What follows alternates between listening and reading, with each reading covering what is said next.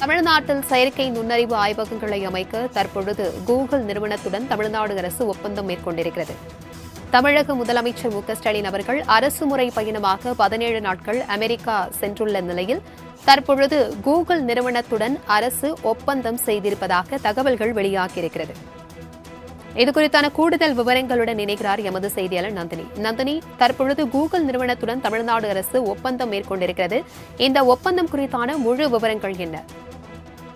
வணக்கம். அமெரிக்கா நாட்டின் கலிபோர்னியாவில் அமைந்துள்ள ஆப்பிள், கூகுள் மற்றும் மைக்ரோசாப்ட் நிறுவனங்களின் உயர் அலுவலர்களை தமிழ்நாடு முதலமைச்சர் சந்தித்ததோடு தமிழ்நாட்டில் தொழில் முதலீடுகளை மேற்கொள்வது குறித்து பேசியிருக்கிறார். அது மட்டுமல்லாமல் கூகுள் நிறுவனத்துடன் AI ஆய்வகங்கள் அமைப்பதற்கான புரிந்துணர்வு ஒப்பந்தமும் மேற்கொள்ளப்பட்டிருப்பதாக தற்போது அண்மை தகவல் என்பது வெளியாகியிருக்கிறது. குறிப்பாக பார்த்தோம் என்றால் கூகுள் நிறுவனத்தின் உயர் அதிகாரிகளை சந்தித்த முதலமைச்சர் தலைமையில் தமிழ்நாட்டில் AI ஆய்வகங்கள் அமைப்பதற்கான புரிந்துணர்வு ஒப்பந்தங்கள் மேற்கொள்ளப்பட்டிருக்கின்றன. தமிழ்நாட்டில் தயாரிக்கப்படும் பிக்சல் 8 போன்கள் உற்பத்தியை மேலும் விரிவுபடுத்துவது குறித்தும் கூகுள் நிறுவனத்தின் பிற தயாரிப்புகள் மற்றும் தொழில்நுட்ப வசதிகளை தமிழ்நாட்டில் தொடங்குவது குறித்தும் விவாதிக்கப்பட்டது.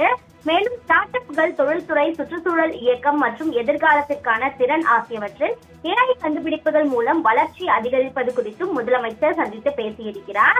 அதன் தொடர்ச்சியாக பார்த்தோம் என்றால் தமிழ்நாடு முதலமைச்சர் முன்னிலையில் கூகுள் நிறுவனமும் தமிழ்நாடு தொழில் வழிகாட்டி நிறுவனமும் இணைந்து தமிழ்நாட்டில் செயற்கை நுண்ணறிவு ஆய்வகங்களை நிறுவுவது குறித்தான புரிந்துணர்வு ஒப்பந்தம் என்பது மேற்கொள்ளப்பட்டிருக்கிறது. அதே போன்று மைக்ரோசாப்ட் நிறுவனம், அதே போன்று ஆப்பிள் நிறுவனத்தின் உயர் அதிகாரிகள் ஆகியவற்றையும் தமிழ்நாடு முதலமைச்சர் சந்தித்து தமிழ்நாட்டில் தொழில் தொடங்கிட முதலீடுகளை மேற்கொள்ள வேண்டும் எனவும் அவர்களுக்கு தமிழ்நாடு முதலமைச்சர் அழைப்பு விடுத்துள்ளது குறிப்பிடத்தக்கது. தகவல்களுக்கு நன்றி நந்தினி.